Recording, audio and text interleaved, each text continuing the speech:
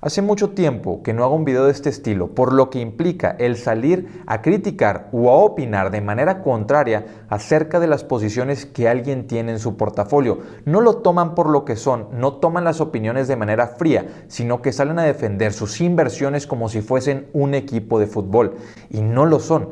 De hecho, quiero mencionar las palabras de Charlie Munger, que él dice que él, para invertir en una posición, tiene que entender a profundidad la posición contraria, la opinión contraria, para poder encontrar defectos en su estrategia o en su perspectiva por sobre la inversión que está realizando. Y es por eso que quiero hacer este video. Me parece un video sumamente útil hablar de esta empresa que es tan popular y que inclusive la tienen super inversionistas en su portafolio, y no cualquier super inversionista, sino que Stanley Druckenmiller, una persona con un enorme récord, y David Tepper acaban de comprar acciones de Nvidia en los últimos trimestres. Sí, voy a hablar de Nvidia, esta empresa que es la sexta más grande de todo el mundo por capitalización de mercado, con 746 mil millones de dólares de capitalización. También mencionaré brevemente a AMD. Y es que Nvidia, esta empresa que tiene sus acciones a $296 cada acción, es una empresa que se está viendo beneficiada de parte de todos los segmentos del mercado, prácticamente todos, al menos los que tienen algo de euforia en la historia que se habla alrededor de ellos. Por ejemplo, la inteligencia artificial. Ellos están expuestos a todo el crecimiento de inteligencia artificial que está ocurriendo en estos momentos. Además, el segmento de nube. Ellos proveen infraestructura para la nube. El sector de gaming, que tiene muchísimo optimismo. Y algo que es como el metaverso, simplemente que Nvidia le puso el omniverso, que lo aplican para distintas industrias, por ejemplo la industria automotriz, en la cual tuvieron incremento en ingresos de 135% a comparación de un año anterior. ¿Y a qué me refiero con aplicar esto del omniverso al sector automotriz? Bueno, van desde el diseño, ayudan a las empresas a diseñar sus automóviles, hasta desarrollar el manejo autónomo con los chips que ellos tienen. Entonces, bueno, es bastante interesante ver cómo Nvidia se está beneficiando de tantos y tan diversos mercados que en estos momentos están viendo mucho crecimiento.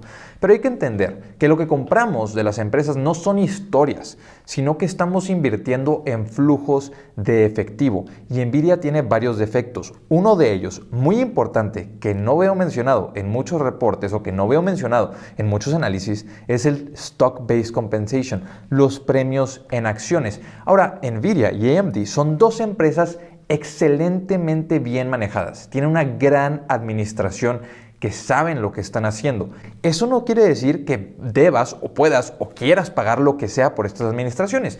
Y ahora aquí menciono, todo esto es mi opinión y puedo estar completamente equivocado, pero para mí se me presenta esta oportunidad de advertir de acuerdo a mi opinión lo que yo estoy viendo y lo que considero para esta empresa y por qué creo que están sumamente caras. Nvidia mucho más cara de lo que está AMD. Ahora, las ventas de Nvidia de los últimos 12 meses fueron de 26.97 mil millones de dólares. Y tiene un crecimiento enorme. Los últimos 5 años, en promedio anual, ha crecido un 22%. Sí, un Compounded Annual Growth Rate de 22% es enorme. Y si nos vamos a los últimos 10 años, también es increíble. Un 20% de Compounded Annual Growth Rate. La empresa está avanzando, está creciendo, se está desarrollando. Pero las ventas completas de Nvidia, que la empresa número 6 en capitalización de mercado en el mundo, son menores a la utilidad operativa que tuvo una empresa como por ejemplo Berkshire Hathaway, que Berkshire Hathaway ahora tiene el puesto número 7. Sí, la empresa de Warren Buffett genera en utilidad operativa lo que Nvidia genera en ventas, y no son comparables, entiendo, son industrias muy diferentes. Nvidia tiene mucho crecimiento, Berkshire Hathaway tiene un crecimiento mucho más lento, pero quiero mencionar para que entiendan la perspectiva de lo que están pagando por sus utilidades y de lo que están pagando por sus flujos de efectivo. En Nvidia, el flujo de efectivo del 2022 fue un récord para la empresa de 8.1 mil millones de dólares. ¿Y saben de cuánto fueron los premios en compensación en acciones? Bueno, fueron de 2 mil millones de dólares en 2022. Ahora, 2023, sí, es que Nvidia tiene el año fiscal distinto al año natural. Pero bueno, el año 2023 para Nvidia tuvieron un flujo de efectivo mucho más bajo por ciertas inversiones que están realizando, de 3.8 mil millones de dólares. ¿Y saben de cuántos fueron los premios en compensación en acciones de esos 3.8 mil millones de dólares de flujo de efectivo? Bueno, los premios en compensación en acciones en 2023 fueron de 2.7 mil millones de dólares. Ahí entendemos que en realidad lo que genera Nvidia es menor de lo que parece generar por los gastos en los que incurre, que claro, los premios en compensación en acciones deberíamos de considerarlos que son como un gasto para poder mantener a los empleados. No va directamente en el sueldo del empleado, pero es una compensación que están recibiendo y una dilución que tú como inversionista tienes. Porque para compensar los premios en compensación en acciones, pues tienes que recomprar acciones, si no vas a estar diluyendo a la empresa. Y con eso que estás recomprando acciones, lo podrías estar usando para pagar dividendos o lo podrías estar usando para comprar otras empresas, para subir la cantidad de efectivo que tienes por si necesitas, que Nvidia no lo necesita. ¿Por qué? Porque no estoy hablando de que sea una empresa que pueda quebrar. Para nada. Nvidia no tiene deuda virtualmente. Tiene caja neta. Tiene más efectivo de lo que tiene deuda. De hecho, tiene 2.3 mil millones de dólares de caja neta. Puede con esos 2.3 mil millones de dólares salir a hacer lo que quiera, pagar dividendos, recomprar más acciones, puede comprar otra empresa. Hay muchas cosas que pueden hacer. La manera en la que Nvidia me parece muy sobrevalorada no es para nada por el manejo que tienen o por la falta de flujos de efectivo, sino por lo que se está pagando por ellos. Es una empresa que genera retornos sobre el capital empleado de 20%, por encima del 20% en promedio en los últimos 5 años. Y yo hablo de que me interesa encontrar empresas que generan retornos sobre el capital empleado por encima del 18%. Entonces Nvidia no solamente cumple con mi requisito, sino que lo supera. Si a mí me dijeran que por una evaluación aceptable podría invertir en Nvidia para los próximos 5 a 10 años, en realidad estaría probablemente encantado de hacerlo. Pero cuando veo la evaluación, simplemente escuchemos las métricas. Estamos hablando de un Enterprise Value contra el EBITDA de 100 veces actualmente. Y bueno, dices, a lo mejor fue un año irregular, el EBITDA del siguiente año va a ser más elevado. Bueno, el Enterprise Value de la compañía contra el EBITDA de los próximos 12 meses es de 69. Sigue estando sumamente elevado. Pero evaluémosla por PER futuro. Bueno, el PER futuro es de 63 veces. Sí, entonces las ventas, vamos a ver cuántas veces ventas estamos pagando. Nada más estás pagando un poco más de 27 veces ventas de Nvidia. Oye, pero está creciendo a 22% sus ventas en su Compounded Annual Growth Rate. Probablemente va a seguir creciendo a este 20%, tal vez inclusive más, porque ahora la industria de la inteligencia artificial está subiendo su demanda. Podría crecer hasta un 25 o un 30% en los próximos 2 o 3 años las ventas de Nvidia. Pero bueno, y el premio en compensación en acciones también está creciendo. Vimos que pasó de 2 mil millones de dólares a los 2.7 mil millones de dólares. ¿Va a disminuir la cantidad de premios en compensación en acciones? ¿Vas a recibir mayor porcentaje de los flujos de efectivo que Nvidia genera? ¿O se va a mantener igual o va a disminuir? Lo que sí sabemos es que estás pagando una evaluación históricamente alta.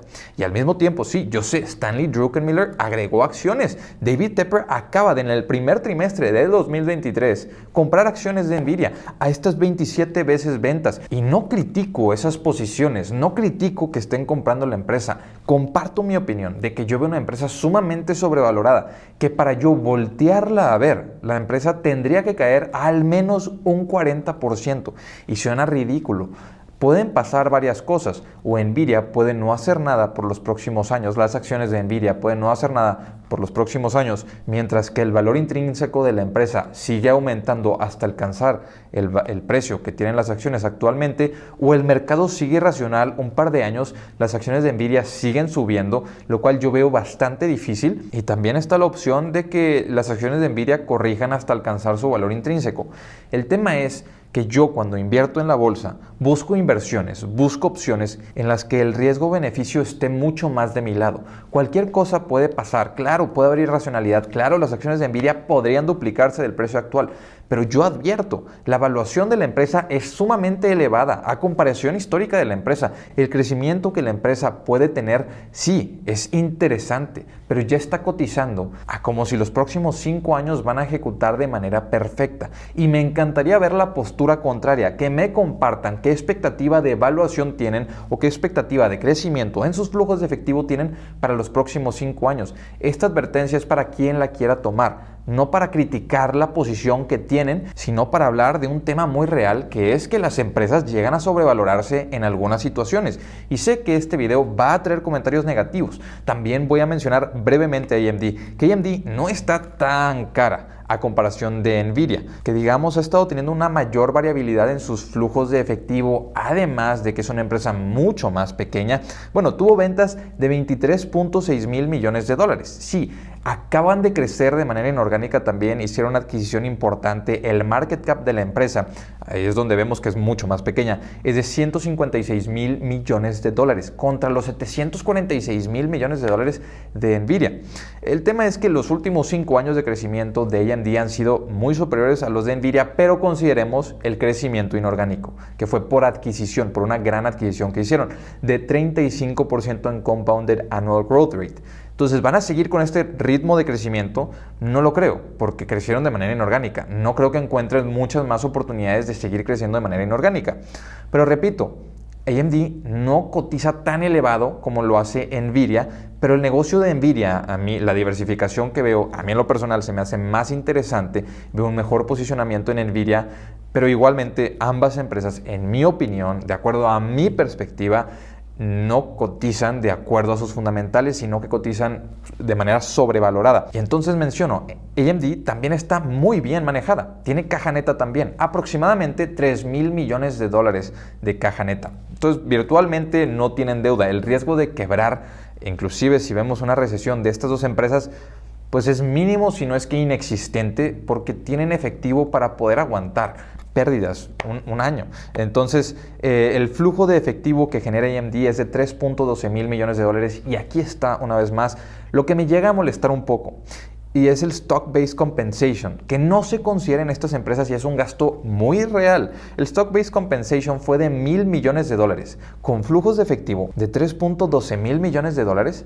Entonces, aproximadamente un 33%, un 30% de lo que la empresa genera en flujo de efectivo se va en compensación en acciones. Entonces, cuando veas lo que estás pagando, pues ahora sería el market cap de la empresa es de 156 mil millones de dólares y los flujos de efectivo que está generando después del premio en compensación en acciones es de aproximadamente 2 mil millones de dólares, no de 3.12 mil millones de dólares. Y ahí es donde ya empiezas a pensar, oye, está cotizando caro, o podrías pensarlo lo contrario y decir, no, el crecimiento se va a continuar acelerando y estas empresas cotizan barato.